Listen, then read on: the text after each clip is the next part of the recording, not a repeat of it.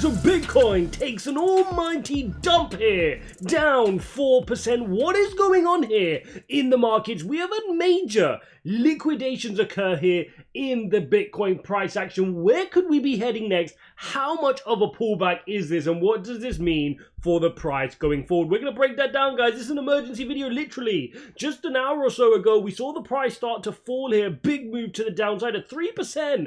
Hourly candle is horrific. Not fun here. Breaking down from key structure, creating a lower low. I'm going to break down how important this is. Guys, you remember yesterday, I said that this is really important that when we bounce from this area, that we go post a higher high above 31. You can see we lost steam. So really this fall started yesterday, okay? Yesterday we lost steam here. We got rejected by, the top of this channel. We came back down to collect some support from 30. We tried again and we got rejected. It showed that the bulls were losing steam, and we spoke about that yesterday. We spoke about the RSI, and you can see the RSI calling off as well. We did not have the steam to keep up this move, and we entered into this downward channel, right, where we've just been falling here to the downside. Now we've created our lower low and we've not managed to keep an upward trend. So now firmly we are in a downward trend here on Bitcoin, and we need to be very, very careful. Now, early indications of what could have caused this sudden crash, first and foremost, is the UK inflation figure. I know this is not normally the top of our list. I'm here in the UK, so obviously I do look at this, and this did start off the move around that similar time as well. The UK inflation figure came in above 10% again, sitting at 10.1 versus 9.8 expected. Now, the reason that's a worry is that is the 7th consecutive month above 10%. So this is going to weigh on some of the risk on element in the market. Of course, this relates to the European market. This dump right now is the European market. The US market is not even awake right now. But what's crazy is people are going to be waking up to their stop losses liquidated. And that is the key in crypto. Anytime you see moves like this, people go, oh no, but UK CPI can't cause a 4% fall in Bitcoin. No, because other asset classes aren't moving the same, right? If we look at the traditional markets right now, you think that the FTSE would react, which is the UK stock market. Yeah, it is. It's down 0.4%. You can see that the US pre-market is down as well. If I show you the US pre-market, they're down 1% on the NASDAQ, S&P down 0.6%. But you only need to move the market that first little bit. And this is why crypto is so crazy volatile in both directions, because people have crazy, crazy leverage positions. And over the last few days and weeks, we've spoke about the Fear and Greed Index and how everybody has been super excited to take part in these new moves. Look at this. We're firmly in greed territory. This was as high as 68 last week. Okay, so people were putting in a lot of leverage positions. If you follow a lot of people on crypto Twitter and YouTube, a lot of these influencers were in highly leveraged positions. And look what happened. Look what happened here. In a 1 hour candle I'm showing you here, guys. I'm going to click on all, and you can see here, let me just show you this just there above my head. You guys should see $163 million of liquidations. That's a lot. That is a lot in 1 hour.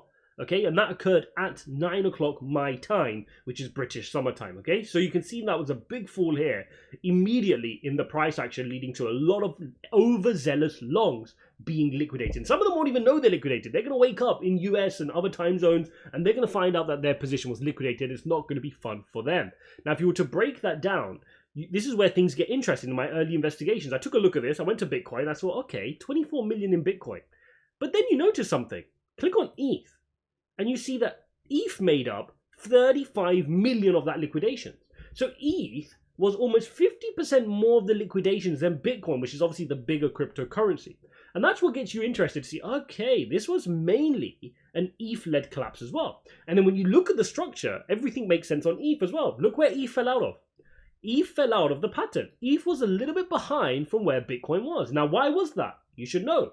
ETH maintained a little bit of strength after the Shanghai upgrade, after the Shanghai upgrade last week. So it maintained some strength in this slightly upward channel here, but it broke out of structure. When that happened, when that position happened, you can see a bunch of leverage longs got liquidated, and you can see the same happen here on Bitcoin, breaking down from structure. The only difference is Bitcoin had broken down previously before and went back into its pattern, right? Yesterday, we saw that. We bounced and went straight back in. Ethereum has only just fallen now. So this is a lot of the cause here in the market right now. Ethereum falling almost 6% here on the day.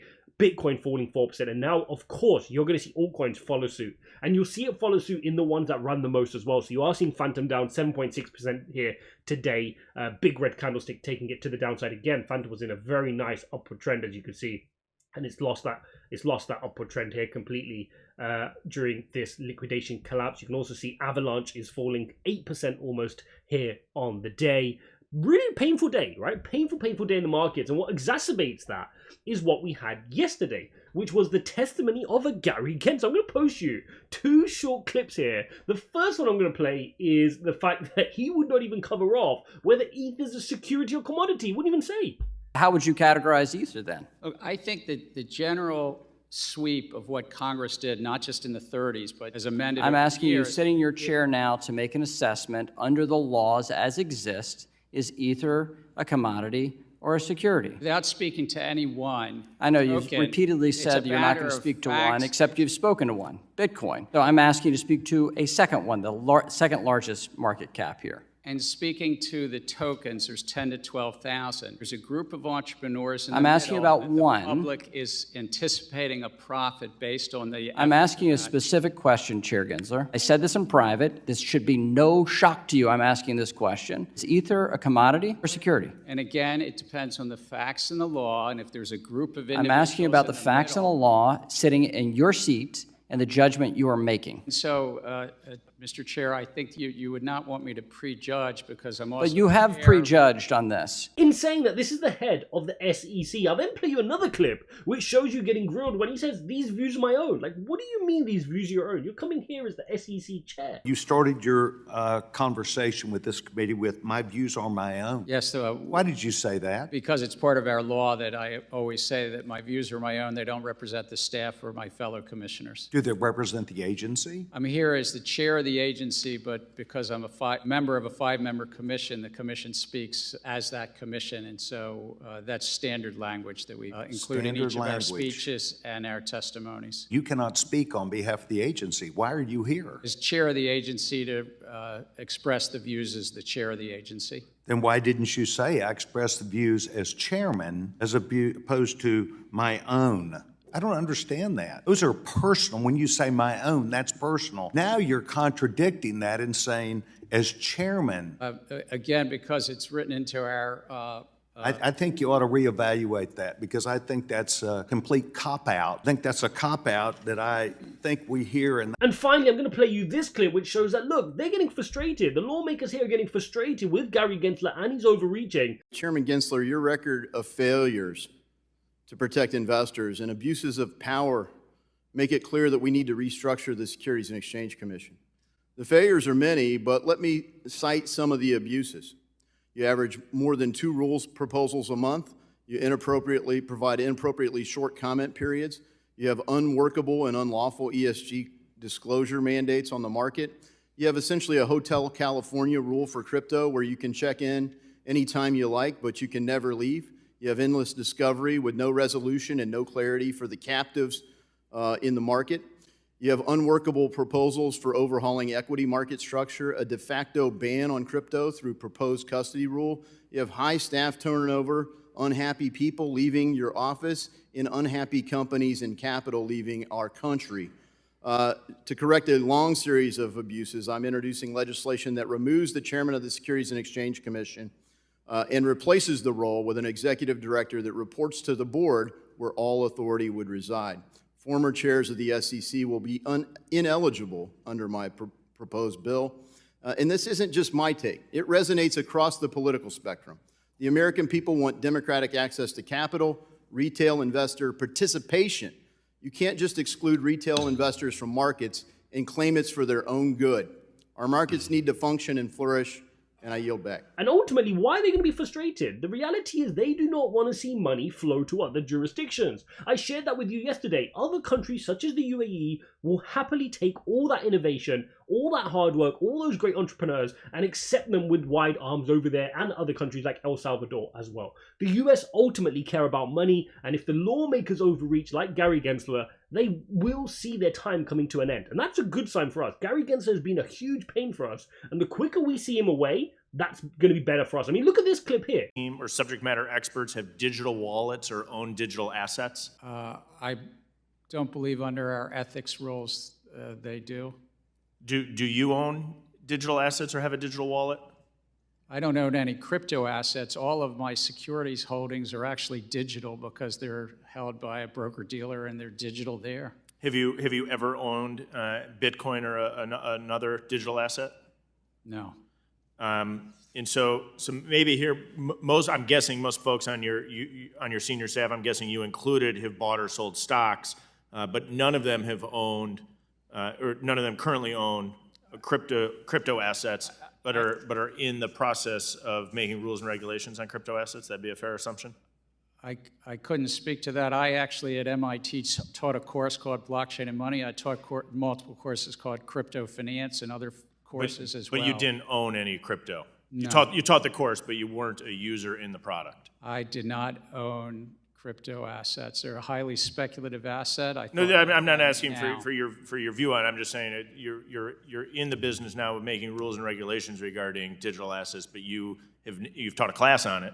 You've never personally owned a digital asset, any crypto, including Bitcoin. The only digital assets I have is my bank account and my brokerage accounts, but no crypto. He never even owned Bitcoin. The guy's teaching courses at MIT and he never held any Bitcoin. This shocked me completely. I thought he would have at least in some point held some assets, but for him to have never held any and he's the one that's making the laws, it just shows how messed up the SEC and the US regulators are right now in the crypto space and how behind the curve they are. But again, this should remind us of why this asset class is so important to us, right? This should remind us that when you've got inflation like in the UK here, 7 months consecutively over 10%, and really nine months if you ignore this 9.9, which they probably fudged as well, 9 months here of around 10% or more inflation. That is horrific. And this is reminding people across the world, this is not a third world country.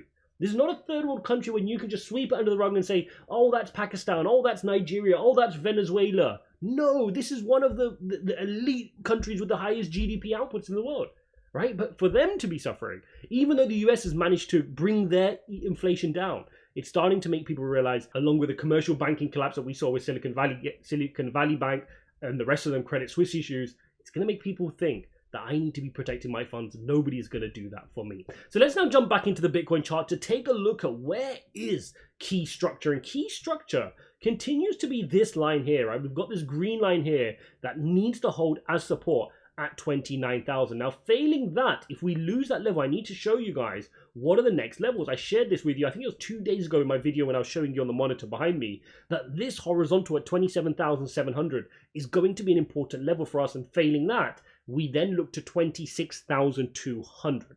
Now, in the midst of all this doom and gloom, should we be worried? Am I personally worried? No. The only people that are worried right now are those overzealous longs who tell you to put a 100x leverage trade or a 20x leverage trade and they're waking up to thousands and thousands of dollars of losses, right? But if you're in long positions, if you're allocating your portfolio, does this really matter to you? No. I just bought a little bit more this morning, full disclosure. I just nibbled some more. Nothing crazy, just nibble. These are the positions I want to buy in. I'll do what I preach, right? I'll wait for moments of pain like this, and I'll take out my wallet, I'll take it out, and I'll do a little bit of nibbling. Simple, right? That's the hourly chart. Let's now zoom out to the 4 hourly just to get some perspective on where we're at. And the 4 hourly is where we're struggling, right? We're losing our 4 hourly EMA ribbon. You can see we lost it before, and we managed to bounce in. But now that we've lost it again, you can clearly see that we're downtrending. We've got a lower high, we're creating lower lows, and this is now downtrending. If at least we created a higher low, if we rotated here, we could have at least had hope of entering into a triangle. But we don't have that. Like I shared with you, this is the pattern we're in right now. We're in a downward trend. Look at the green lines.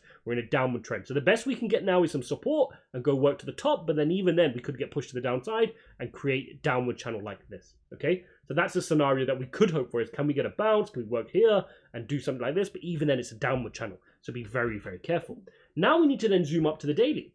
Because on the daily chart, this is when you start to see what we're playing with. And this is why I wasn't too worried. And in fact, not separate from being worried, I was actually expecting this little pullback. Because what have we just had? That candlestick has just touched us onto our EMA ribbon, right? And we've spoken about this. Even if this wants to come deep into the EMA ribbon, like the levels I just said, 27,700 brings you here on my cursor stick right now. Important level of support. Even lower than that, if you want to come into your EMA ribbon all the way down to the bottom here at 26,700, that's fine. You've got your EMA ribbon here all the way to this level.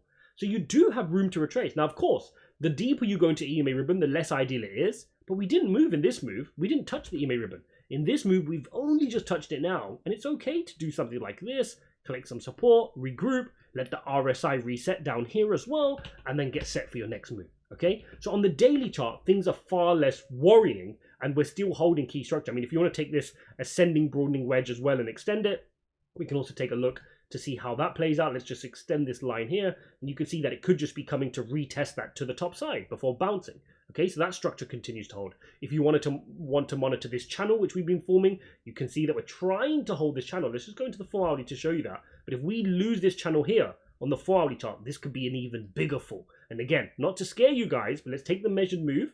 Okay, let's take the measured move, which is the width of the channel, and let's apply that to the point of breakout. And again, if you want to learn this TA stuff, guys, ijaz.uk/TA, link in the description. Take advantage of that. I know a lot of you guys have, and it's benefited you greatly. I'm getting the messages all the time on Twitter and in Discord that you guys have been using that course. It's benefited your trading. You're getting better entry points. You're able to predict the market. You know how to use the indicators. It's free, guys. I've not charged for it. And this price target will bring you to 25,700. Now, this price target is probably not ideal, right? If I bring this back to the EMA ribbon, and let's whack out our EMA ribbon again, you could see that would mean we lose our daily EMA ribbon. So that would be a horrible pullback if we break from this bigger trend on the daily channel. But again, zoom out. What do we see? See how this works, guys? Anytime you zoom out, it gives you perspective. Everybody gets caught up in their time, in their little time zones. On the weekly chart, what have you just seen? We've just done that live together here. I've applied it to the point of breakout. It brings you down to 25,700. I did not make this up. That coincides perfectly with the top of our weekly EMA ribbon. Okay, which again, it's good. If you want to come and retest your EMA ribbon, that's perfectly healthy. We've had an extended move ever since the middle of March here with 5 green weeks in a row. If we need to have a pullback here, that's okay. Even now, the pullback is not as strongly to the downside as we had last week, up 7%. So even if this week is down anything less than 7%, it doesn't change the trend. Bitcoin can even afford to come down into the EMA ribbon all the way here. I know it won't be fun. There'll be a lot of liquidations. There'll be a lot of fear coming back into the market. But if we do come back into the EMA ribbon, or even close, even into that 27, 26, I'll start to nibble and I'll ladder in my buys. And the closer we get to 25,700, 25,800, the bigger my buys will be. No guarantee that we get to that level, but mentally I'm prepared for those levels. There's nothing wrong with that from a weekly time frame perspective. On the weekly, we still have the EMA ribbon trying its best to flip. So unless we get a couple of red weeks in a row, I think this EMA ribbon is going to flip quite nicely. And soon we'll be setting ourselves up for a big move. So there you have it, guys. Crazy dumping day. But it's important to keep things into perspective whenever the market is panicking. It's your job to maintain that rationality and not to chase the FOMO and the greed. And likewise, the fear. Let me know how you're getting on in the market. Comment below. Don't forget to go watch this video here. And I'll see you in the next one.